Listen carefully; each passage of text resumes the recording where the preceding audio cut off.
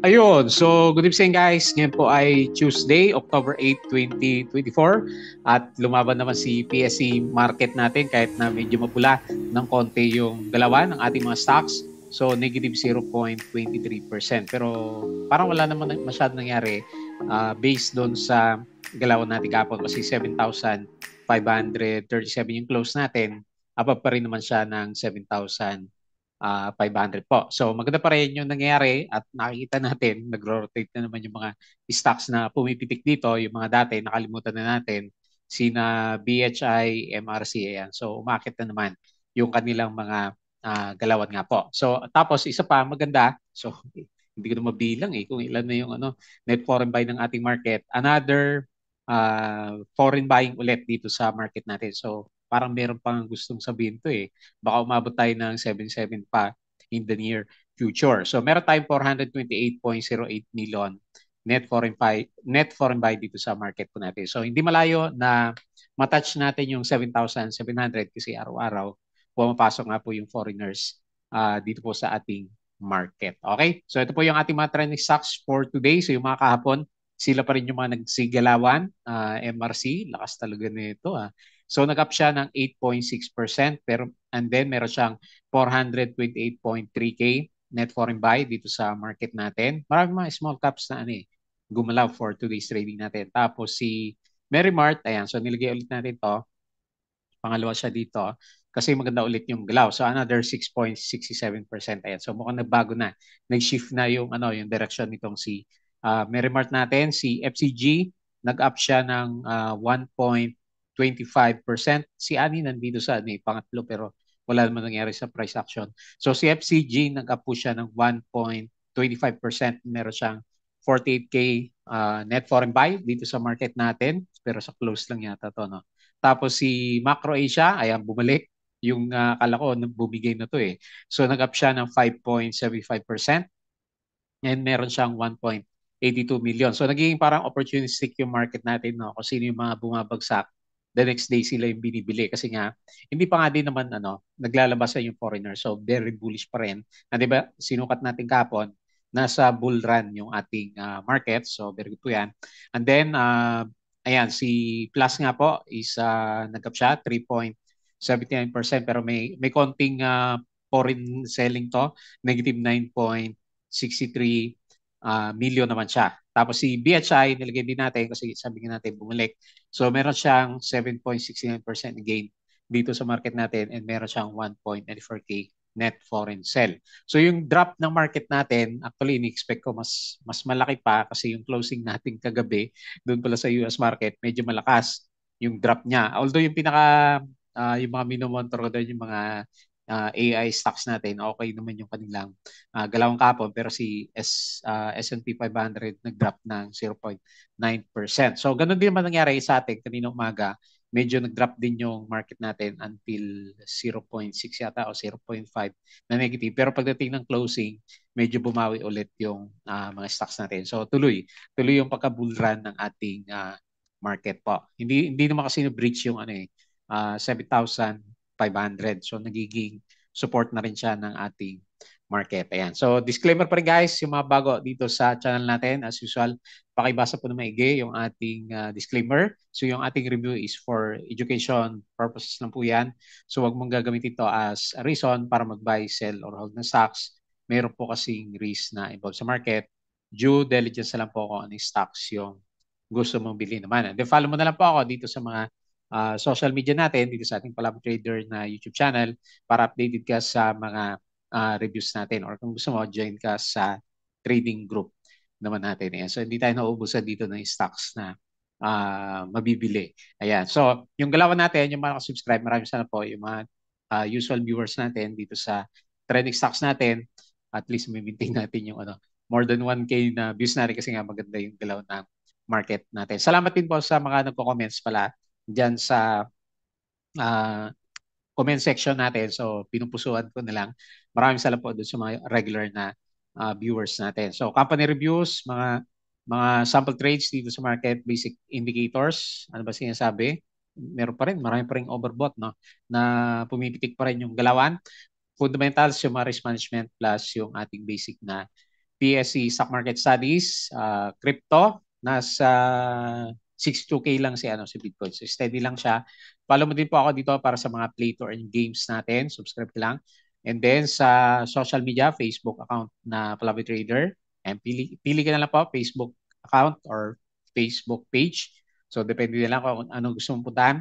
Budagi Peak, yung mga articles natin dito sa local market, dito sa US and bandang cryptos. Tapos sa Twitter, ayan, so andito na. Meron na tayo nakuha summary ng galawan po nitong si Philippine Stock Exchange natin. So kahapon kasi medyo late yung upload niya. So tinamaan yung maalaga natin dito na properties. Ayan, so grabe naman yung drop. Ang alam ko related dito yung may isang post dito, 'di ba, hanggang October na lang, 'di ba, yung mga focus natin. So dadami daw yung mga open spaces. So syempre mas malaki yung supply kaysa sa demand, 'di ba? So nag-negative 2.48% tuloy yung ating property sector. So ang magaling ngayon services sector sina ICT to, 'di ba? Ayan. So umakyat siya 0.86 followed by finance 0.72%. Nag-drop din pala dito sa mining stocks po natin. So net foreign buy pa rin tayo. Ang daming pera ng foreigners. 428.08 million net foreign buy. So maganda yung prospect ng market. Tapos yung futures ngayon pala dun sa US market, nasipat ko na rin kanina is medyo berde siya. So good times din kahit sa US market natin. Okay, so hindi na pinapansin ng market natin for the meantime yung issue ng gera doon sa Iran at saka Israel. Kasi wala pa naman, di ba? Pero in-expect natin in the future is magkakaroon na siya.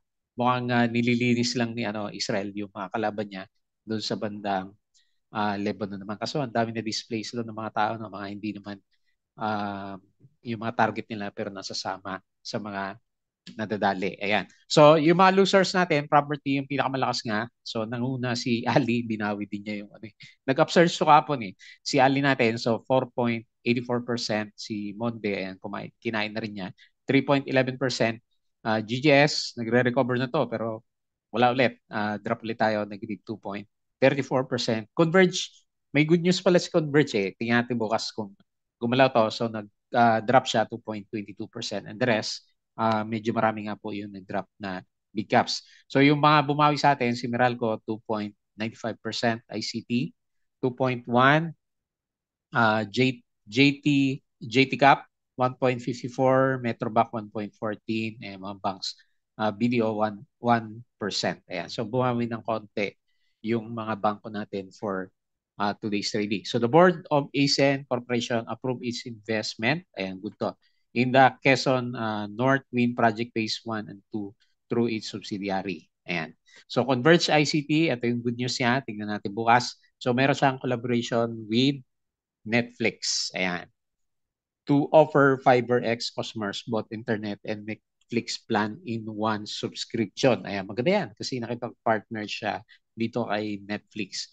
Foreign funds bought, AUB, CBC, PNB, Alter.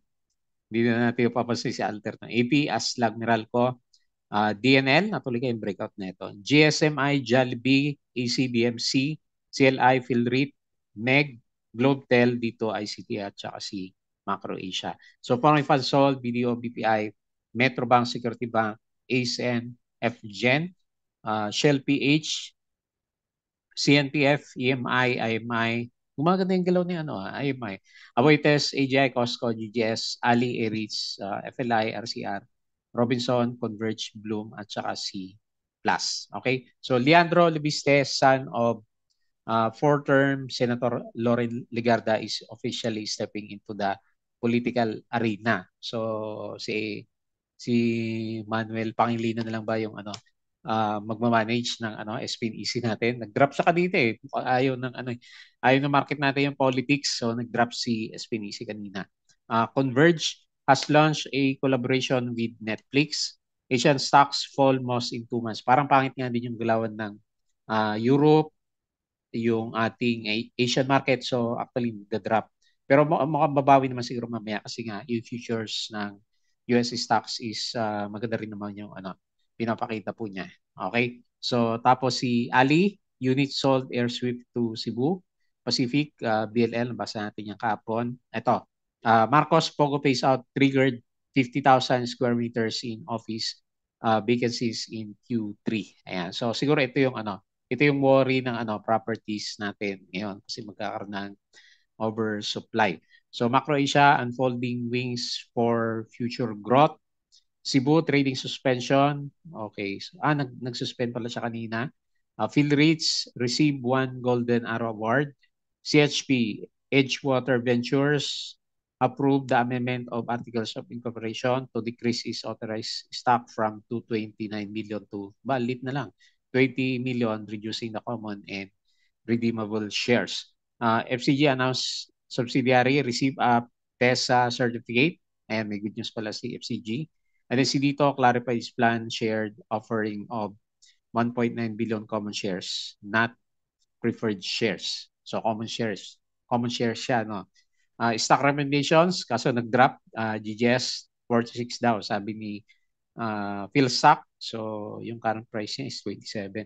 So 100% pala yung upside ni GGS. AC revises ticker symbol for preferred shares. Ano to? 7-Eleven. But may malaking drop tayo dito. Ba yung dividends last time. After closing 2,000 last Friday, Havens market value is rocketed on astonishing 1.29 trillion with a staggering price to earning ratio of 1,998. So meaning lang is overpriced si Haven po natin. Okay, so check nyo lang. ASEN aims to provide clean, reliable, and affordable energy in the Asia Pacific. Dennis Uy, so may partnership kay Netflix nga. Okay. Meralco reported electricity sales in September, 7.1% increase. Okay. So maganda sa business. Alter is seeking approval for ERC to develop and operate transmission facility, FB, and Gold Label Resource subset of 12 trademark disputes. And then yung mga posts natin kahapon na no? Malakas yung laglagan dito sa US market. Pero yung representative pala natin sa US, nag-up naman siya. Pero nung umaga, drop tayo ng mga around 0.5, no? 0.6% dito sa markets natin. Okay? So yun lang. Wala naman masyadong negative news. Walang tension muna sa South China Sea. So yun yung mga inabangan natin na pwedeng bad catalyst kasi sa mga stocks po natin. Okay. So Patreon ulit guys, yung ating guide sa mga kasama natin na traders at investors po dito sa market. So double check mo na lang kung gusto mo pong sumali dito sa trading group po natin. Okay? So double check mo lang po yung ating Patreon. So punta tayo dito sa Philippine Stock Exchange. So with regards sa galawan ng ating index, halos wala naman nagbago. So above pa rin tayo ng 7,500. Pwede na yatang iakyat, no? Lumalaban eh. Kung optimistic yung galaw ng ng US market natin mamaya, pwede pa siya umakyat ng 7,600. So ilagay ko muna 7,600 optimistic market and yung ating support is trailing na lang siya. So mag-base na lang tayo dito sa galawan ng ating moving average. O kung ayaw mo niyan, kung horizontal line yung gusto mo sa kanya, ito kasi yung pinapakita niya na sa 7.2 yung pinaka-main na support ng markets natin. Pero mas mataas na siya kung ang pagbabasihan is yung ating trend line. Kasi yung trend channel niya is talaga naman bull run si PSE natin. Ayan. So hindi natin mag-wait ng tama. Pwedeng ganyan. Ayan. Yan yung pinaka-channel ng markets natin. So medyo nag-pullback siya from oversold, overbought na pala kahapon. Ayan. So nag-pullback ng konti si Philippine Stock Exchange natin. Pero maganda pa rin, bullish pa rin yung prospect natin. Lalo na, okay, negative 0.23%, pero lalo na kasi namimili pa rin araw-araw po yung foreigners natin. Ayan. So volume talaga yung magpapaakyat ng ating market. Proven na yan sa tagal natin na bumonitor ng mga stocks natin. Okay? So price action, syempre, pwedeng magbago-bago yan. Pero kung overall trend, kung lagi naman pumapasok yung foreigners din, madali lang pitikin yung mga stocks natin. Okay? So ito yung buong galawan. So nakita na natin yung mga big caps. So dito tayo sa mga winners and losers na market natin. So nanguna sa lista natin nga si MRC. Ayan, breakout na breakout. Ang laki ng mga volume niya. So 8.6%. Si BHI, kaya nilagay natin kasi nag-breakout din siya, 7.69%. Si Merrimart, 6.6. Buhay na buhay. Nabuhay na pala si Merrimart, no? Tagal ko din inaabangan to eh.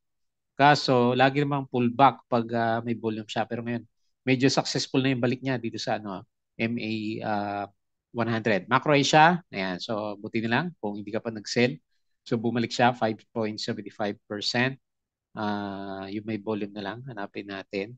Home, ayan. Si Home, nag-ano din siya. Magta-try ulit siguro bukas to. 4% sa MA 100. Si Green, okay, nagsimula na rin gumalaw. Pero si Ani, di ba, 0%. So nag-up siya 3.9%. Si Plus, boy, ulit yung Plus natin. Hindi natin siya napag-uusapan. No? Pero siguro pag bumalik dito sa 23 pesos, pag-uusapan ulit tong si Plus. So 3.79%. Wala na yung balita ng ano eh. Clear na, di ba? Nawala na yung balita ng Pogus sa kanya na, di ba, parang plano pati e-games lalagyan ng mga restrictions. So, nung wala yung balita, bumalik yung stocks natin. Sino pa? Meralco. Ganda rin ng galaw ni Meralco. Hataw rin to 2.95% si BLL. Ayan, nag-resume na si BLL natin after ng pullback. Two, si Baita pala yan. BLL. Ayan, so ito to. Nag-resume na yung galaw niya, 2.89. Tapos si Baita, bumalik na rin sila, no? Nagbalikan na. Si BHI, si Baita, MRC, yung mga previous na um, mga nangunguna dito sa stock trends natin. So, sino pa? RCI, ayan, pati si RCI nabuhay na 2.3%. Si Oldie, yun, no? Sunod kaya itong si Oldie natin. 2.01%. Maganda yung galaw. DNL, ayun, hindi pa nag-breakout si DNL. Okay, so marami pa. Okay, marami yung marami yung gumalaw ngayon. Nag-doji si PHA natin. Bilis naman profit taking PHA. So dito naman tayo sa mga losers ng market. Hanapin ko na lang may volume. Apollo, ayan. So ingat na lang Apollo. Hindi natin alam kung nangyari na sa MB Siphon 1 tsaka MB Siphon 2. May mga post pa sila eh. Yung mga nasa map, di ba, nakikita 6.25%. Lotto, okay, nawala na si Lotto. 5.41% drop. So, ano ba nangyari dito? Biglang namatay si Lotto. XG, ayan, kinain na rin yung mag-gigs 4.5%. Sino pa? Yung may volume lang Security Bank, ayan, nag-pullback na. Mukhang magpapasakay na si Security Bank natin, 3.4%. Tapos si STI, ayan, pullback ulit. Negative 3.13%. Si Medic, negative 2.82%. Wala na rin ng volume. Wala na hindi na. Million dati yung volume. All HC, oops. So, balik tayo dito. Sana si All HC. Okay, so uptrend naman kaso may mga pa-pullback siya. Okay. So yun po yung galawan, majority ng mga stocks. Balik tayo dito. Bullish. Bull market kasi above 20% eh. Ayan, 22%. So bull run tayo dito sa PSE lalo na confirm ng may volume talaga ng mga foreigners po na pumapasok dito sa market. So refresh ko yung ating US. So maganda yung galaw din dito. Makita mo yung futures. Ayan, hopefully bumawi siya kasi nag-drop siya malakas kagabi. Ano ba nangyari dito? Ayan. So S&P futures 0.39, Dow futures 0.15, Nasdaq is 0.5%. So malakas. Actually malakas yung galawan dito sa mga US stocks. Okay. So mamaya silipin natin si S&P, paborito ko gawa ng mga AI stocks natin. So medyo malakas yung drop dito sa European markets. Di kaya bawian. Kaya pala nag-drop yung may mga semicon din akong tinitignan sa Europe. So kaya pala nag-drop. Ayan. So drop dito sa European markets. Tapos sa Asia markets mix. Ang laki naman ng drop. Tingnan mo to si ano nangyari dito kay Hang Seng. Ayan. So medyo drop tayo dito sa galawan sa market natin. Tingnan nga natin ano ba nangyari dito. Curious ako bakit ang lakas ng drop nitong si Hang Seng natin. Okay, habang nag-aantay tayo, punta tayo dito sa crypto. So mukhang pabawi na yung crypto natin. Bitcoin is 62K. Ethereum 2.4, hindi masyadong bago. BNB 572, the rest mapula. Ayan, pulahan din dito sa ibang mga stocks natin. So punta tayo dito. Grabe naman yung ano, yung drop dito sa ano, advanced chart tayo. Ayan oh. O dahil overbought na. Mukhang overbought na tong ano Hang Seng. Ayan. Tingnan lang natin kasi tingnan mo nag-drop siya ng 9%. Ibig sabihin yung individual stocks nagta times 2, nagta times 3 yung ano niyan, yung epekto. So may mga stocks nag-drop diyan ng mga 20% in just one day. Ayan. So over ano siya. Most likely overbought si Hang Seng. Pero ang lakas naman ng drop. Grabe naman 'yan. 'Di ba? So, syempre, papabili ka dito kasi bull run din siya eh. Mukhang bull run din yung galawan eh. Tapos biglang bubuhusan ka ng grabe naman to. Laki ng drop niyan. Okay, so nawala na yung ano natin. Tingnan natin si S&P 500. Kasi minimonitor ko din yung yung mga chart nito. Silipin lang natin para alam din natin yung sinasabayan natin sa global market, hindi lang sa local kasi yung si PSC lang naman eh. Sabay-sabay lang siya sa galawan ng global market. Ayan.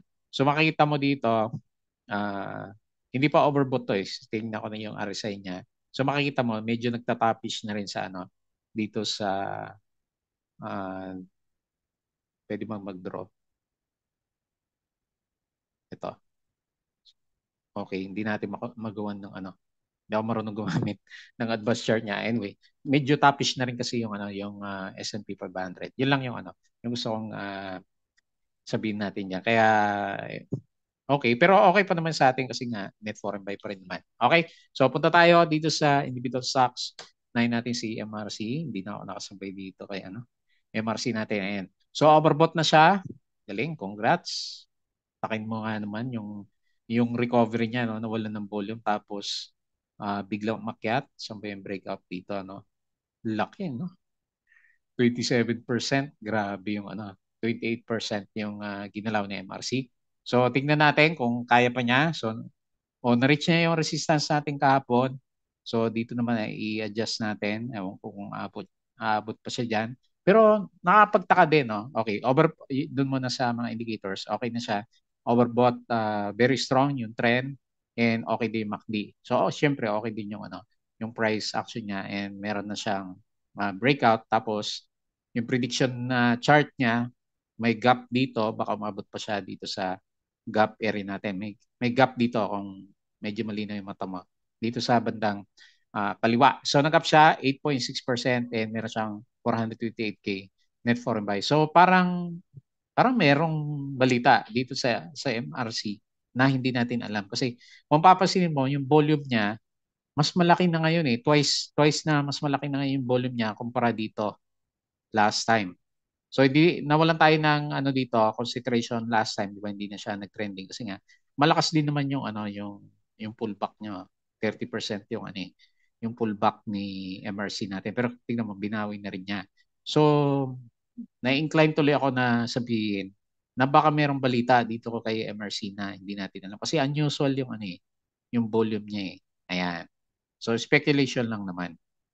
So ngayon parang ito yung chart niya. Okay, hopefully umabot siya dito sa piso. Piso na pala 1.01. Dito sa 1.16. Ayan. So, madami pang igagalaw sa MRC kung ganyan kalalaki yung volume na pumapasok naman sa kanya. Kailang watch out na lang. Parang last time nung nag-overbought siya, meron siyang pullback. Ayan. So, overbought na kasi yung RSI natin. Okay? So, congrats. Next, yun ba? Yung pangalawang nilagay ko. Mary Mart. Mary Mart. Okay, so maganda yung galaw ni Mary Mart hanggang sa ngayon. Buhay na rin yung volume niya. So 4 million yan, overbought niya. Konti pa lang naman. Overbought siya pero konti lang naman. So good sign pa rin yan lalo na bullish yung mga RSI niya. Plus yung ating pinaka-MACD formation naman sa kanya. So makikita mo dito, okay, breakout tayo dito. Next, ganda breakout sa MA100. So nasa resistance siya pero kung sakaling mag-break siya, ito yung next na mga resistance area natin na yan. So first time din after 1 year, ito October 2023. So 1 year anniversary ni Merrimart natin bago siya naka-breakout. October din nung last na mag-break siya sa MA 100. Ayan. Congrats. Hopefully makabalik na si Merrimart. So 6.67%. Kasi okay naman last time yung mga niya eh. Yung mga earnings niya okay Kailan mababa nga lang talaga yung ano niya, net income, 10 million. Ito 5 million, 'di ba? Ito lugi siya. May net income pero mababa last time. Ayan. So mukhang nagpo-point sa maganda yung itsura nitong si Merrimart natin. So in the future, hopefully umabot siya dito sa 0.87 bago tayo mag-pull back. Ayan. So syempre ang pinaka-reference natin is yung galawan ng US market mamaya. Next, FCG. Okay, papitik-pitik lang to si ano FCG natin. So 1.25%, maliit lang pala. And meron siyang 48K net foreign buy dito sa market. Ayan. So ganun pa rin naman po. Kung ano yung pinag-usapan natin last time, o pwede mong ganyan, lagyan ng trend channel kasi mas obvious na ngayon yung ano yung galaw niya. And then dito naman sa horizontal, meron tayo dito resistance sa 0.86. Ayan. So parang ganyan yung ano niya, gusto yung puntahan. So pero malayo pa sa piso, usapang piso ba? Puro piso na yung mga nakikita natin MRC. Piso, sino pa yung ano, gusto magpiso? Si Mary Mart, kano ba yung value niya? O halos pa piso din si ano. Mukhang panahon ng piso ngayon FCG 0.81 yung close. Okay, sumalit lang yung galaw. Okay? So pinag-usapan siguro dahil medyo trending yung galaw. And then yung isa, yung siningit ko kanina, si BHI. So bumalik na kasi, nakabalik na ulit. So buhay na buhay si BHI. Nag-drop siya dun sa earnings. Kasi mas mataas yung earnings niya kumpara last year, pero lugi pa rin siya. Negative 97.19 million. Ayan. So anyway, nag-breakout siya. So good sign. Ayan, watch out na lang ulit. Malayo pa sa overbought. Okay. Taas natin sa 0.1 naman to, hindi piso, 0.1. So nag-up siya 0.69%. So MA20 talaga yung pinaka-support niya. Uptrend and bullish. Ayan, bullish yung RSI, 'di ba? Above 50. So dahil diyan nag-start mag-recover yung direction ng MACD formation naman natin. Okay? So buhay pa rin siya kasi dami pa rin yung volume dito. Marami din namimili kay kay Bolivar Holdings natin. Tingnan mo. Buhay na buhay yung niya, yung volume po niya. Okay? Next. Pagkatapos ni BHI Macro Asia, ayan. Napatipi ka na ba kahapon? So, laki naman kasi ng drop niya kahapon, di ba? More than 5% din yata yung correction niya kahapon. So, tingnan natin bukas kung maka-angkla pa siya sa MA20. Bumalik naman siya, pero may scare kasi kahapon, no? Medyo nag-scare siya. So, bumalik naman siya sa sa trend. Pero, okay, tingnan natin kung hindi na siya bumalik dito sa 5.7 bago natin baguhin yung trend direction niya. Kasi ngayon, kailangan niya ibalik sa momentum dito sa MA20. So makita mo dito, okay pa naman yung RSI. Pero yung MACD niya, medyo bearish yung di ba? Itsura. So, okay. May mga sign na rin pala siya last time, no? Na gusto yung magkaroon ng breakdown. So, balik ulit. Ayan. So, 5.75%, 1.82 million net foreign buy. Then lastly, si Plus. So sabi nga natin kanina, wala na yung balita with regards sa niya. So pero ang kaiba lang ngayon, so nag-up siya 3.79%. Halos makabalik na siya 20, 22, 23. So negative 9.63 million. So ang kaiba na lang ngayon, napaka-close si foreigner, di ba? 100 million yata to eh. Kaya malakas yung drop niya dito. So sinalo naman siya ng mga locals. Panalo si local kasi umakyat yung price. And then panalo yung mga nakapulot dito sa baba kasi namigay siya ng another more than 20% na galawan. So on the way siya ulit dito sa 24 pesos. Kasi natapos na niya yung yung fill the gap, 'di ba may gap tayo dito. Nag-fill the gap tapos nag-pull back pero nag-trend pa rin siya. So tuloy yung uptrend ni Plus. Parang nangyari sa kanya itong drop na to, parang ganito din last time. Ayan. So tingnan natin, 'di ba? Ang ugali niya pagka retest niya, magsa-sideways ulit siya bago umarangkada. Ayan. Tingnan natin kung ganun gawin niya in the future si Plus po natin. Okay? So RSI maganda, MACD is maganda na rin yung itsura niya. Naka-recover na yung MACD formation natin. Okay? So, interesting kung akyat ulit yung galaw niya for the coming few days naman. Okay po. So, yun lang yung ating review. Bantayan ulit natin itong si US market kasi ito talaga yung ito talaga yung nagdidikta kung ano yung igagalaw ng markets natin itong futures. Ayan. So, babantayan ko din to and then, syempre, itong reference natin for tomorrow's trading natin. Aba, mutual funds pala yung na-click ko. Punta ka dito sa markets and world indices. Okay po. So, yun lang muna yung ating review. Bago tayo mag-close, please don't forget to subscribe po dito sa YouTube channel. Salamat po dun sa mga nagko-comments. Join ka sa group kung gusto mo. Crypto ko to, Facebook account, Facebook page, Bodega Big, Twitter, and Patreon sa mga gusto ng guide po. Sali lang po kayo dito sa Patreon channel po natin. Okay, so yun lang. Maraming salamat. Kita po ulit tayo bukas.